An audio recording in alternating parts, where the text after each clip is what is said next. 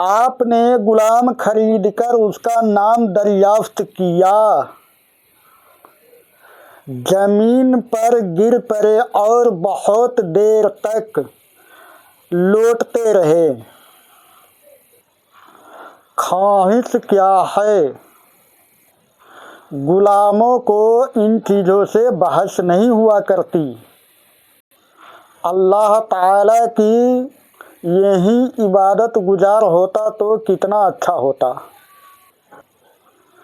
آیت تلاوت کی، ان کل من فی السماوات والارض الا آتی الرحمن عبدا۔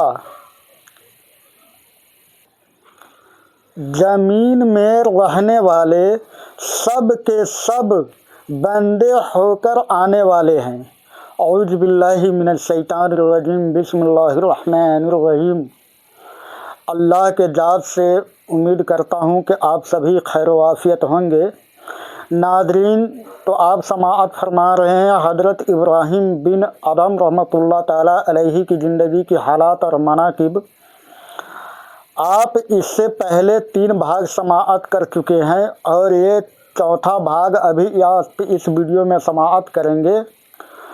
اگر آپ لوگ شارٹ ویڈیو دیکھنا چاہتے ہیں تو آپ میری شارٹ ویڈیو بھی MD حکیم نقشبندی چینل پر دیکھ سکتے ہیں، اور شارٹ ویڈیو میں نے 29 بھاگ اپلوڈ کر چکا ہوں جو کہ آپ دیکھ سکتے ہیں، اور یہ لانگ ویڈیو میں یہ چوتھا بھاگ ہے۔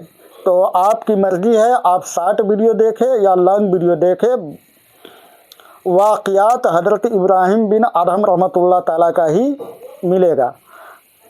تو آئیے میں آپ کے ٹائم بھی بچاؤں اور میں اپنا ٹائم بھی بچاؤں اور واقعات کو پیش کروں۔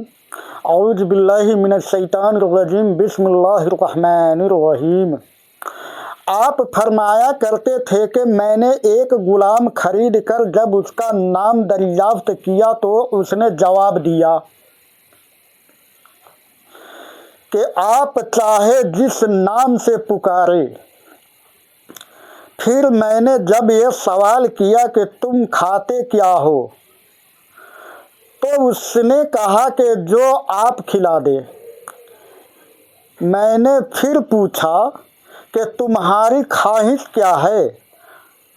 تو اس نے جواب دیا کہ جو آپ کی خواہش ہے۔ غلام کو ان چیزوں سے بحث نہیں ہوا کرتی۔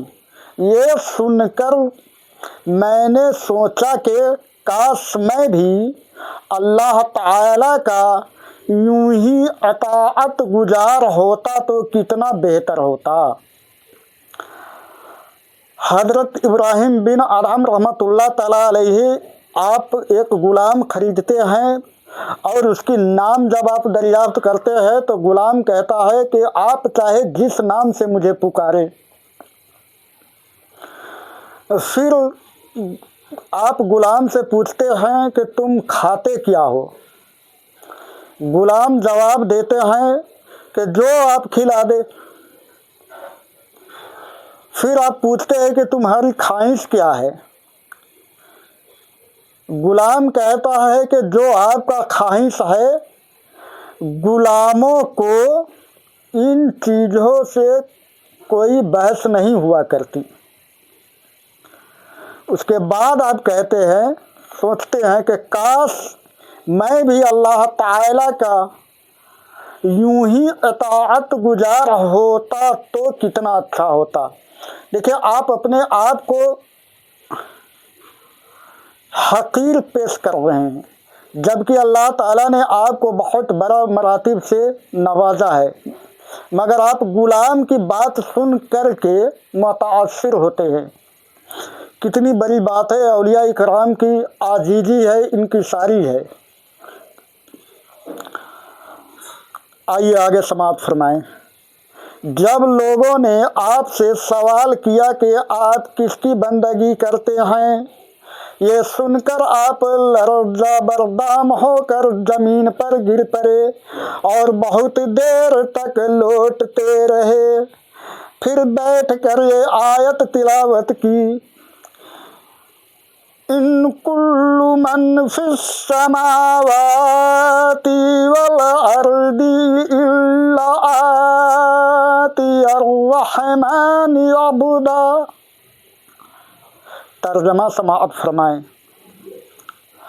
आसमान और जमीन में रहने वाले सब के सब खुदा के सामने बंदे होकर आने वाले हैं। और जब लोगों ने ये सवाल किया कि जमीन में गिरने से कबल आपने ये आयत क्यों नहीं तिलावत की, फरमाया कि अगर मैं खुद को अल्लाह का बंदा कहूँ तो वह हक बंदगी तलब करेगा और बंदा होने से मुनकिर भी नहीं हो सकता। फिर किसी ने पूछा कि आपके औकात यानी कि आपके वक्त, आपकी औकात किन मसाइल में गुजरते हैं। किसी ने पूछा कि आपका समय किन कामों में गुजरता है। फरमाया कि मेरे पास 4 सवारियां हैं। आइए तो हजरत सबास फरमाए कि बुजुर्गान दीन कितनी अच्छी बात बताते हैं जो दिल की गहराइयों में उतर जाते हैं, और उनकी अंदाज देखिए। आइए 4 सवारियां क्या है आपका, और आपका क्या अदा है फरमाने का। माशाअल्लाह, सुभान अल्लाह।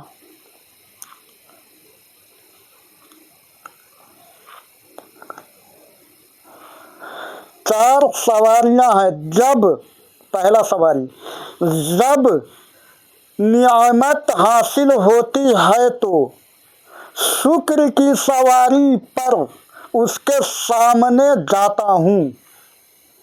जब आपको कोई नेमत हासिल होता है तो आप शुक्र करते हैं, यानी कि शुक्र की सवारी पर सवार होकर के अल्लाह के सामने जाते हैं। और जब फर्मा बरदारी करता हूँ तो खुलूस की सवारी पर सामने जाता हूँ। यानी जब आप अल्लाह की फरमादारी करते हैं, फर्मा बरदारी करते हैं तो खुलूस दिल से, खुलूस नियत से करते हैं, तो उसी को फरमाते हैं कि खुलूस दिल से सामने जाता हूँ। और जब माशियत का मर्तकब होता हूँ तो नदामत व तौबा की सवारी पर हाजिर होता हूँ। यानी कि आप कहीं मसीयत में घिर जाते हैं या कोई चीज़ ऐसी पेश आती है जो मुश्किल होता है, तो आप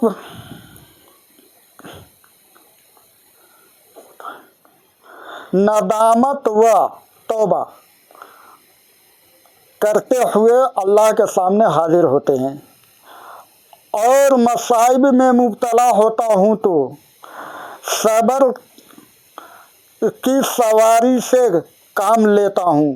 यानी कि आप किसी मसाइल में फंस जाते हैं, आपके ऊपर कोई अजियत पहुँचाता है या कुछ ऐसा वाक़या गुजरता है जो बहुत तकलीफ़ वाला होता है, तो आप उस पर सब्र करते हैं और सब्र के सवारी से काम लेता हूँ, आप फरमाते हैं। चलिए आगे समाप्त फरमाइए। आपका एक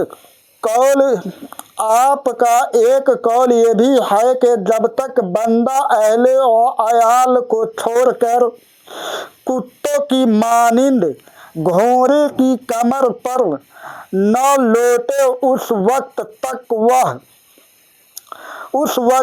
वह मर्दों की सफ़ा में शुमार नहीं किया जा सकता। नहीं कि आप फरमाते अगर तुम अल्लाह के राह में निकल जाओ, अहलो अयाल के माया मोह छोड़कर कुत्तों के मानिंद, यानी कि जिस तरह कुत्ता घोड़ा को देखकर चारों तरफ से घेर लेता है पीछे पीछे, इस तरह कुत्तों के मानिंद जब तक आप इनकिसारी आजिजी अपने आप को अल्लाह के राह में फ़ना जब तक नहीं कर देते, तब तक आपको मर्दों की सफ़ा में शुमार नहीं किया जा सकता।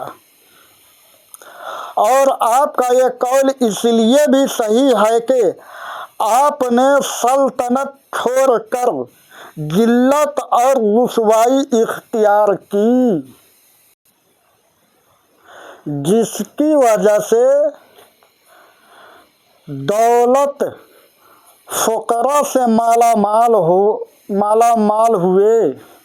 आप फरमाते हैं कि मैंने सल्तनत छोड़ दिया। जैसा कि मैंने पहले वीडियो में बता दिया कि हज़रत इब्राहिम बिन अदम रहमतुल्लाह ताला अलैह मुल्क बल्ख का बादशाह थे और छोटे मोटे बादशाह नहीं थे, तख्तो ताज और आला मकाम रखते थे आप। उस दौलत को, तख्तो ताज को आपने ठोकर मारा और फ़कीरी इख्तियार किया। तो आप फरमाते हैं कि उस दौलत से फ़ुक़रा को मैंने छोड़ दिया तो फ़ुक़रा से माला माल हुए, यानी कि फ़ुक़रा के दौलत से माला माल हुए। किसी जगह शेख का माजमा था और जब आपने उनके नज़दीक बैठना चाहा तो उन्होंने मना करते हुए कहा कि अभी तुम्हारे अंदर से हुकूमत के बू नहीं गई। ये बात कितनी तअज्जुब खेज है कि उन शेखों ने जब आप जैसी हस्ती को कुर्ब अता नहीं किया तो दूसरों के लिए उनका क्या तसव्वुर होगा, और खुद उनके मरातिब का खुदा के सिवा कौन अंदाज़ा कर सकता है। किसी ने आपसे सवाल किया कि दिलों पर पर्दे क्यों पड़े हुए हैं। फरमाया कि खुदा के दुश्मनों को अपना दोस्त समझने पर और आखरत की नेमत को फरामोश कर देने की वजह से। नाज़रीन अस्सलामु अलैकुम वरहमतुल्लाहि वबरकातुहू। मैं मोहम्मद अब्दुल हकीम नक्शबंदी फिर अगला वीडियो लेकर आऊँगा इंशाअल्लाह। अल्लाह ने ज़िंदगी सलामत रखा तो फिर मैं हाजिर होऊंगा और इसी वाक़ियात को आगे बेहतरीन तरीके से जितना हमसे हो सकेगा मैं पेश करने का कोशिश करूंगा। आमीन या रब्बुल आलमीन। अल्लाह कबूल फरमाए।